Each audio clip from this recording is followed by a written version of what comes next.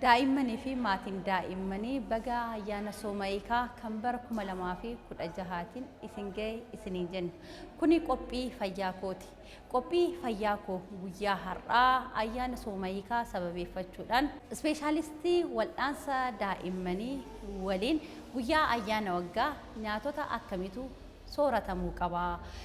Gaafa soorannoo haala kamiin nyaata qophaa'e kana soorachuu qaba kan jedhu Doktorri gorsa akkasiniif kennu asitti argamnee jirra. Isinis kan ayyaanaaf qopheeffattan nyaachaa unachaa akka nu waliin turtan isin affeerraa turtii gaarii. Ijoolli baga ayyaana soomayikaa bara 2016tiin nagaan isin ga'e. Ani maqaan koo Dr. Alamayyoo Girmaan jedhama. Ogummaan koo ispeeshaalistii wal'aansa daa'immaniiti. Doktor, guyyaa ayyaana waggaa nyaanni qophaa'u kan guyyaa biraarraan addatti nyaata gosa garaagaraatu qophaa'a. Sana malee daa'immanii fi egaa namoonni gurguddoonis ji'a lamaaf soomarra turanii jiru. Guyyaa ayyaana waggaa immoo nyaanni egaa nyaatamu nyaanni qophaa'u adda. Haala kamiin nyaata guyyaa ayyaanatiif qophaa'u kana nyaachuu qabu? Akkuma beekamu ayyaanni waggaati irratti akka biyya keenyatti yeroo baay'ee nyaanonni qophaa'u nyaatota yeroo adda biraatiin adda. Ayyaana soomayikaa qabannee yookaan fuunee wallaallu yoo ta'e ayyaanni soomayikaan amantaan ortodoksii namoonni amantaa ortodoksii hordofan ji'a lamaaf yookaan guyyaa 55f nyaatota akka foonii, dhadhaa fi hanqaaquu aannanii fi soorata aannanii wal qabatanirraa of ittisanii turanii. Gaafa immoo soomayikaa kana nyaanni qophaa'u nyaatota foonii wal qabatanii fi wantoota dhadhaadhaan fi soorata aannaniirraa uumaman dhadhaa aannan kan qophaa'u. Daa'immaniif nyaanonni qophaa'us kophaatti wanti qophaa'u yeroo baay'ee hin jiru. Wantuma maatiin qophaafatu kana kan nyaatanii. Kanaaf yeroo baay'ee of eeggannoon yoo fudhachuu baate rakkoo mataa isaanii qabaata. Daa'imman waggaa 13 ol ta'an kan sooman yeroo baay'ee waggaa 13 gadi kan jiran immoo yeroo baay'ee yookaan yeroo ji'aan guyyaa 55 kana soomarra hin jiraatan ta'a. Garuu immoo gaafa ayyaanaa guyyaa ayyaanaa kana immoo nyaanni nyaatamu bu'aawwan foonii wal qabatanirraa fi bu'aawwan aannanii wal qabatan kan qabata waan ta'eef garaa keenyaaf garaa daa'immaniitiif xiqqoo rakkoo uumuu waan danda'uuf yeroo baay'ee soorata baay'ee qibaatii qabu yookaan cooma qabu baay'ee mi'aawaa ta'e soorachuun of qusachuun baay'ee barbaachisaadha. Nyaachuun parsantii 100 nyaatin jechuun danda'amu. Kanaafuu garuu wanta baay'ee dhadhaa baay'ee qabaatu kun mar'imaan keenyaaf baay'ee rakkoo fida. Nyaanni keenya akka sirriitti hin bulloofne akka immoo bullaahee gara qaama keenyaan deemne waan godhuuf dafee ol deebisuun jiraachuu danda'a, garaa kaasuun danda'a, garaa afuufuun jiraachuu danda'a. Kanaaf nyaatota kanarraa of qusachuu. Kan biraa akkuma beektu yeroo ayyaanaa kana namni baay'een foon dheedhiidha kan nyaatu. Daa'imman immoo foon dheedhii nyaachuu yookaan soorachuun qabani. Kunis rakkoo mataa isaa waan fiduuf kanarraa akka biyya keenyatti aadaan foon dheedhii nyaachuu baay'eedha. Daa'imman immoo foon dheedhii soorachuu akka sooranne gochuun baay'ee barbaachisaadha. Maaliif foon dheedhiin paarasaayitiiwwan adda addaa garaa keessatti akka uumamu godhee gulana rakkoo waan fiduuf kunis qusachuu qabanii. Kan biraa immoo foonumti haalli foon itti kennamu foon dheedhiin waan kennamu ta'e ujumoon nyaata isaanii kun baay'ee dhiphaadha. Isaafis ukkaamsuu garantaan seenee gara hargansuu qilleensatti seenee yookaan ujumoo nyaataa san cufee rakkoo fiduu waan danda'uuf du'aatiidhaafis ga'uu waan danda'uuf kunis baay'ee of eeggannoo barbaada. Kan biraa yeroowwan ayyaanaa ka nyaatan dabalatee wantoonni mi'aawaa akka keekii wantoonni mi'aawaa ta'an lallaafaa baay'ee fudhachuun jiraata. Kunis lallaafaa yeroo baay'ee akka fudhanne gochuun baay'ee barbaachisaadha. Especially warra soda drinks kan jennu kan baay'ee mi'aawaa ta'an rakkoo mataa isaa waan qabaniif haga tokko aga xiqqaa fudhachuun baay'ee barbaachisaa ta'us isaan ol deddeebisanii waan lallaafaa baay'ee kennu rakkoo mataasaa qaba. Kunis yeroo ayyaana irratti of eeggachuun baay'ee barbaachisaa ta'a. Kan biraa maatiin keenya yeroo qopheeffatu yookaan yoo qopheeffannu dhugaatiiwwan adda addaa jiraachuu danda'a mana keessatti. So gonkumaayyuu daa'imman gara dhugaatii alkoolii ta'uu danda'a. Wanta adda addaa agarsiisa akka hin deemne isaan kan dhuguu qaban yookaan kan fudhachuu qaban bishaanii fi bishaan qofa ta'uu qaba. Saniyyuu isarratti baay'ee of eeggannoon ni barbaachisa. Kun immoo nyaatumti qophaa'u kunu nyaanni kan akka affeeliidhaan qophaa'u jira, kan bilcheeffamee qophaa'u jira, kan akka immoo waadditti qophaa'u jira. Yeroo baay'ee daa'immaniif kan baay'ee inni kan akka foon waaddii kana baay'isuurra foon bilchaate kan affeelame ta'uu danda'a, kan bilchaate kan akka bifa ittootiin ta'e oduu nyaatanii irra baay'ee gorsinaa. Maaliif foon waaddiidhaan qophaa'u kun qibaatii hedduutti namma, wantoota mi'aayeessituuwwan adda addaatti namma. Kunis mar'imaan isaaniitiif baay'ee rakkoo waan fiduuf isa oduu baay'isuu baatanii ni gorsinaa. Kan biraa bishaan sirriitti dhuguu akka qaban. Egaa nyaatanii booda immoo taphachuunis baay'ee barbaachisaa akka ta'e.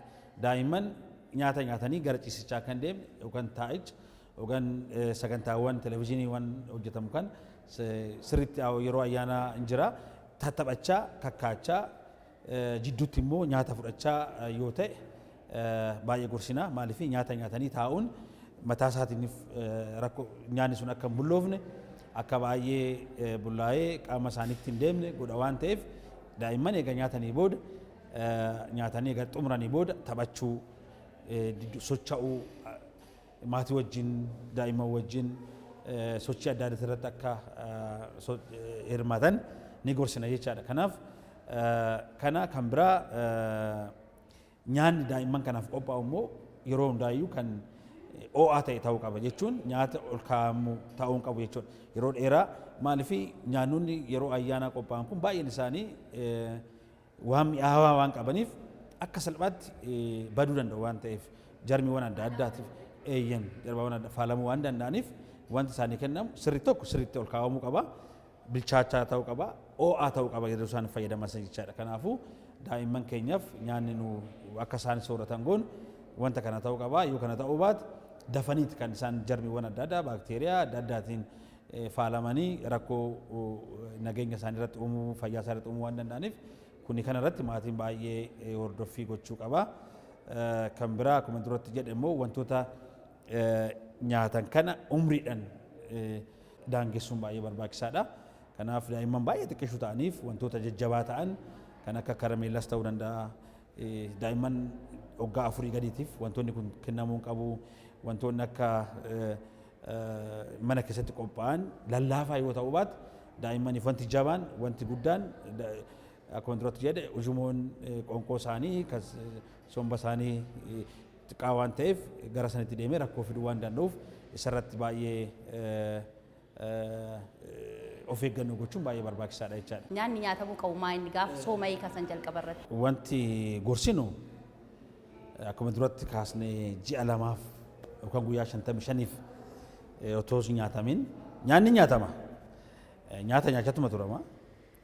Nyaanni irraa of qusatamu wanta cooma ta'e foonii fi wanta bu'aawwan horiitti wal qabatanidha. Yeroo baay'ee hanqaaquu foonni lukkuu kanarraa yeroo baay'ee ka mar'imaan keenya kanarraa fagaatee jira. Mar'imaan keenya akkaataan itti deebisnu immoo sadarkaadhaan ta'uu qaba. Yeroo tokko wanta baay'ee nutti ulfaatu calqabuun baay'ee rakkisaadha. Maaliif mar'imaaniifuu daakuudhaaf rakkisaa waan ta'eef wanta suuta calqabu amma fooniin calqabu rakkoo hin qabu yookaan dhadhaan calqabu rakkoo hin qabu. Garuu akkaataan itti fudhannu hangi itti fudhannu sun baay'ee murteessaadha jechaadha. So xiqqoo fudhachaa kan nyaata keenya akkuma duratti jedhe yeroo baay'ee sochiin baay'ee barbaachisaadha. Nyaata eega nyaannee booda nyaanni keenya sun akka bullaa'uuf yeroo dheeraa fudhachuun immoo baay'ee barbaachisaadha. Yeroo nyaataaf dhiyaannu dafanii yeroo gabaabaa keessatti nyaata san xumuruunis rakkoo mataa isaa qaba. Kanaafuu aadaan keenya tokko namni bakka tokkotti baay'atee nyaata taphachaa yeroo dheeraa fudhachaa yoo xiqqaate daqiiqaa 20 akka 30 fudhachuu qaba sa'aatiin nyaata tokko jedhameet kan yaadamu. Kanaafuu dafanii nyaachuu kunis rakkoo mataa isaa qaba. Dheerachuu sirriitti immoo bulleessaa fudhachuun baay'ee barbaachisaadha. Maaliif alaffachaa wantoota nyaannu san foon ta'uu danda'a. Keessaa'uu yeroo baay'ee baay'ee akka biyyaatittis wanti dhageenye tokko hin jira miti namni foon dheedhii nyaatee hudhamee du'e jedhu jira. So yeroo foon dheedhii kana nyaannu tokko hangi isaa sun baay'ee xiqqaatee yeroo dheeraa fudhannee sirriitti bulleessinee gara mar'imaan keenyatti yookaan garaacha keenyatti dabarsuun baay'ee barbaachisaadha. Dafanii muddamanii fudhachuun rakkoo mataa isaa qaba. Kanaafuu akkuma kaaste garaa ture garaa ji'a lamaan kanaaf wantoota kanarraa bilisa ta'ee ture yeroo itti deebisnu hanga xiqqoo ta'een barsiisaa itti deemuun baay'ee barbaachisaadha jechuudha. Amma talbaan maaliif qophaa'aadha? Garaa dhiquudhaaf maaliidhaaf jedhameeti. Garuu fooninis calqabuun rakkoo mataa isaan qabu. Garuu akkaataan nyaata aadaa keenyatiin namni dafee wanta baay'ee cooma qabutti yoo deeme rakkoo mar'imaaniif fida. Kanaafuu tokko garaa keenya nuuf qopheessa mar'imaan keenya akka nuuf qopheessu akka duran ammoo nyaanni jiru sun nuti ulfaanne mataa isaatiif garaa keenya qopheessuudhaaf barbaachisaadha. Egaa yeroo baay'ee ayyaana wal qabatee rakkoon mudatu keessaa tokko nyaata wal qabatee dhukkuboonni dhufan baay'eetu jiru. Fakkeenyaaf dhukkuba garaa kaasaa akkuma duratti jedhe kun ol deebisuu nyaanni sun mijachuu fi yookiin toluu fi dhiisuu danda'a daa'imman saniif. Kanaafuu yeroo baay'ee garaa kaasaa ol deebisuu fi afuuffaa garaa afuufuun nyaanni nyaatame sun bullaa'uu daakamuu dhiisuu danda'a. Kunis rakkoo waan fiduuf yeroo baay'ee daa'imman garaa dhukkubbiidhaaf fi garaa kaasaa fi balaqqamsiisuu yookaan ol deebisuudhaaf ni saaxilamu. Kanaafuu rakkoon akkanaa yoo jiraate dafanii gara mana yaalaa dhufuun baay'ee barbaachisaadha. Kan biraa ayyaana wal qabatee daa'imman baay'ee rakkoon itti dhufuu danda'u daa'imman maaliifi nyaata mi'aawatu baay'ata miti akkuma duratti kaasne.